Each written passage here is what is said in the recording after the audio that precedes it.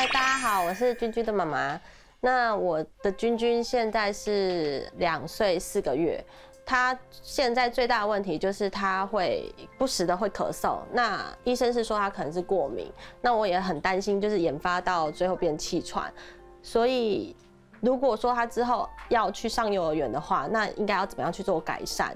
再来就是他因为他会咳嗽，所以他的床铺很常会把前一塞的东西吐出来，然后导致他整个床都会变得很脏。就这几点，我需要就是黄医师的帮忙，还有爱家顾问团们帮我解决这样的问题，有什么样比较好的建议？这样，谢谢。如果你的孩子也是一样有慢性的咳嗽的问题，当然我们都会朝2个方向去想。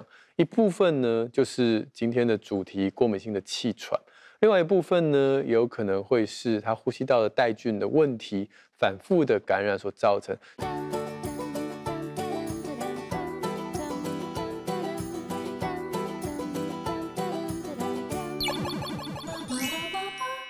这个慕容医师一定有很多的妈妈带着慢性咳嗽的小孩去找你，然后你跟他说不要再吃感冒药了，你的小孩问题不是吃化痰药就可以解决的，其实是气喘。然后我说什么气喘？我小孩没有喘啊，我家小孩没那么严重。怎么跟他讲？很多妈妈，我问她说：“你心中的喘是什么感觉？”有些妈妈说：“有啊，跑完100公尺很喘很喘。”那有些妈妈说：“哦，那个呼吸要有。”所以这个声音每次只要学一次哈，我就要休息好几天，因为他这个很耗力气。所以很多妈妈认为说，我的孩子也没有跑完100公尺那么样的呼吸急促，也没有呼吸出现咻咻咻的声音，为什么医生认为我的孩子可能是气喘？那其实或许这只是一个这个名词上的误解啦。气喘在小孩子里面比较常见的表现，反而是咳嗽，对，久咳，晚上咳嗽，所以反而不见得说一定要喘。还有重点是那个有痰的声音。对，那很多妈妈说，那痰那么多，不用吃化痰的药吗？哈，我就会跟她说，来，我们先认识一下我们过敏的呼吸道。你比较认识过敏性鼻炎嘛，对不对？因为很多人有过敏性鼻炎。过敏性鼻炎有什么症状呢？鼻子痒、打喷嚏、鼻塞跟流鼻涕，对不对？同一个呼吸道，我们来对应一下。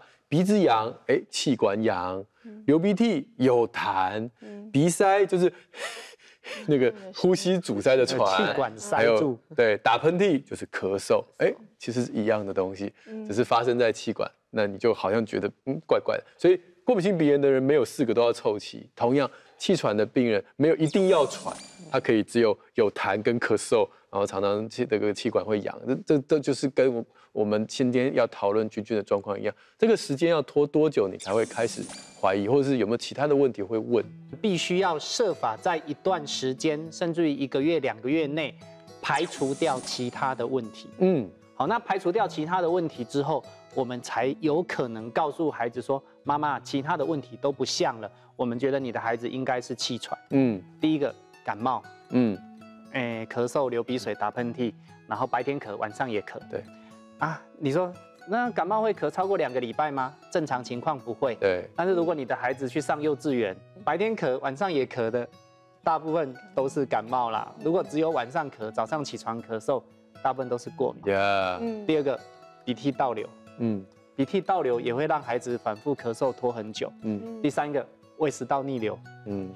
腋下生，然后刺激到喉咙，让他觉得喉咙痒痒的，也会让他咳嗽持续拖很久。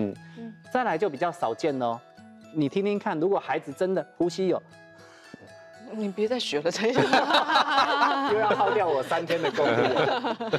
刚好你前几天喂他吃花生米，哎呦，这个叫做异物的梗塞。是。好，异物的梗塞也会造成孩子的呼吸道的这个声音出现异常。对，然后还有比较少见的，我们曾经有遇过说孩子的气管在这里，结果他的血管横向刚好去压迫住气管，所以这个当医生必须要一件一件帮你排除掉。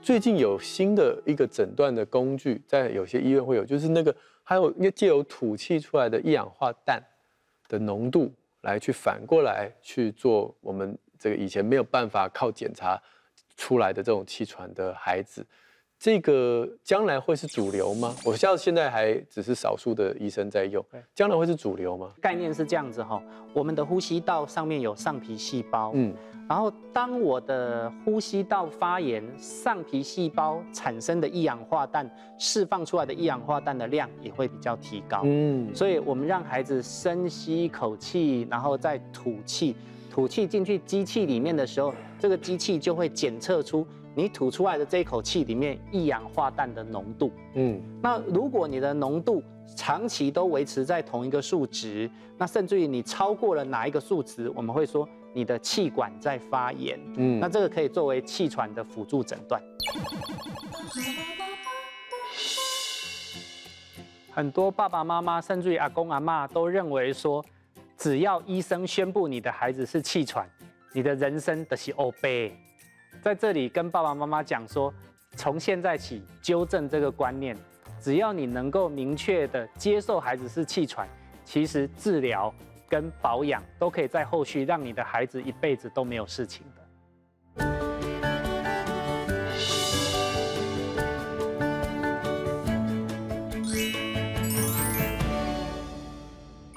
有一个最直接的方法就是，反正你治疗有效就有效了啊，你用了气喘的药，可是气喘的药，很多人就说，哎呦，那是意思是什么？一定要吃类固醇吗？还是说有别的方式呢？然后会不会有副作用？就是反正想到气喘药，大家就很害怕。要不解释一下，所以我们气喘的药一定会有副作用吗？现在气喘的药主要还是用喷剂在做控制。那喷剂的部分，当然它的成分就有这个类固醇，对，但是其实喷的类固醇基本上是比口服的类固醇，它的全身的副作用是比较少，而且相对安全性也是比较高的。对，我是非常喜欢用喷的药哦，因为我就像谢医师刚刚讲，我都非常了解它的副作用非常低，安全性也高，而且我很容易就分辨这个孩子到底是不是气喘，因为我用了，我大概2个礼拜、3个礼拜，我再抓回来，我就知道，哇，用了就什么事都解决了。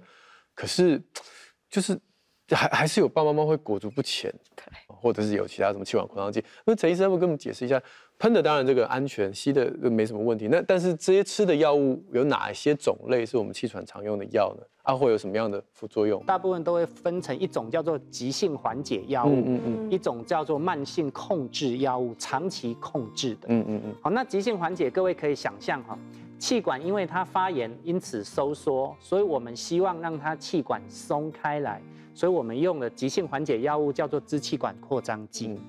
然后呢，慢性发炎我们需要用的长期控制药物，最有效的抗发炎药物，目前已知的就是类固醇。但是呢，大家一听到类固醇就会紧张，就会害怕，所以科学家、医生也在研究说，好像有一种成分叫做白山烯素的拮抗剂，那这个成分在控制气喘长期控制上面，好像也有一些的效果。刚刚那个乐等的那个什么白山烯素这个拮抗剂就是心流了，就是很多爸爸妈妈听到的就叫做心流了哈。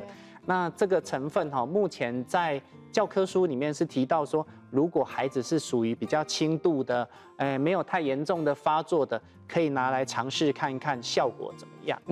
口服的啊，类固醇或者是口服的气管扩张剂等等这些急性药物，我们有没有一个时间限制呢？就是说尽量不要吃多久，吃了会不会就越吃越没效，或者是类固醇大家都知道，吃久了就水牛肩啊，或者月亮脸啊，这个拿捏大概在什么时间内是安全？吸入的类固醇其实吸到肺部里面不会作用到全身，其实很安全。但是口服的类固醇一吃下去是全身作用。那为什么我们会使用一个全身作用的药物呢？因为你急性发作，我们希望剂量上升，效果好一点，所以我们用口服的类固醇。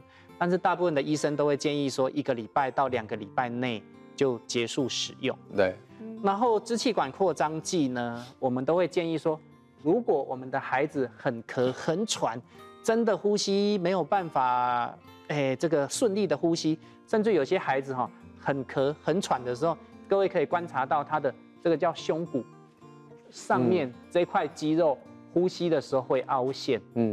然后还有一个这个叫肋骨下面就是肚子，呼吸的时候也会起伏。当你这么严重的时候，我们会希望说，赶快用气管扩张剂，吸了支气管扩张剂，15分钟之后，如果还是很咳很喘，再吸一次，15分钟之后，如果还是很咳很喘，再吸一次。如果你连续吸了3次还是很咳很喘，就应该要去急诊了。对。那如果你持续半个月、1个月都一直在用这个短效的支气管扩张剂，短时间内控制，其实就代表你需要长期保养啊。你应该要把药物慢慢转换成长期保养控制，而不是每次只有很咳很喘的时候才在用支气管扩张剂。我们除了用药之外，当然最重要的就是环境控制。像我就未雨绸缪了，因为我自己嘛，所以我家所有只要是能够拿起来掸的，这不能丢洗衣机的，我通通用防螨套套起来。然后人不在的时候除湿啊，我们家除湿机都超大台的，就是一次我就把它除到很干很干这样。那人在的时候就赶快把它湿度拉高。清净机我家也是2台那种联动的，重点就是要做啦，就是要做啦，又不能只是听很不错啊，然后防螨套死都不套，就是怪怪的哈。如果你环境有控制好，你停药之后，其实它的免疫系统是可以冷静很长一段时间，对吧？那个陈医师，气喘它是有分等级的。我们治疗了你3个月，觉得你状况不错，可以往下降一个阶梯。然后再治疗了你3个月，觉得你状况不错，可以再往下降一个阶梯。对。当你降到最低的阶梯的时候，你是可以不需要用药的。对。但是你需要随身携带一个支气管扩张剂。万一啦。有的时候我不知道怎么样安慰爸爸妈妈，我会告诉他说，我的病人里面，只要你小时候愿意好好控制，国小5年级以后，好像都没有什么状况了。对。但是有些爸爸妈妈他听到这句话，他更难过。他说，到国小5年级还要好久。你要反过来想，你的孩子因为有气喘，所以你提早开始对他的健康很在意。你提早让他的生活当中没有这些让你不健康的霉菌，你提早让你的孩子早睡，睡眠要足，提早让孩子去晒太阳，因为维他命 D， 你提早让孩子培养运动的习惯，因为你知道运动对他的气管好，所以把气喘当作是一个化妆的祝福，它让你提早的去让孩子过一个健康的生活，然后就像刚刚陈医师讲，2/3到了6岁以后症状就缓解了。再没有剩下的，还有一部分在5年级之后就缓解了。那方向是对的，你有一天就会到那儿啊！你就一直不愿意承认我的孩子有气喘，然后真正的学问只有一套，每个医生认识的就是这一套。那大家一定要把握这样的一个方向去做啊，做了就不会怕，做了你就知道有一天我就会走到终点，这个终点就是2/3 6岁就改善，然后剩下的也许5年级，对不对？那如果你们家有0到18岁的孩子有身心灵上的问题，想要我们爱家顾问团到你家家访，也可以跟我们制作单位联络。那我们今天节目到这边，谢谢大家，再见喽，拜拜。谢谢，拜。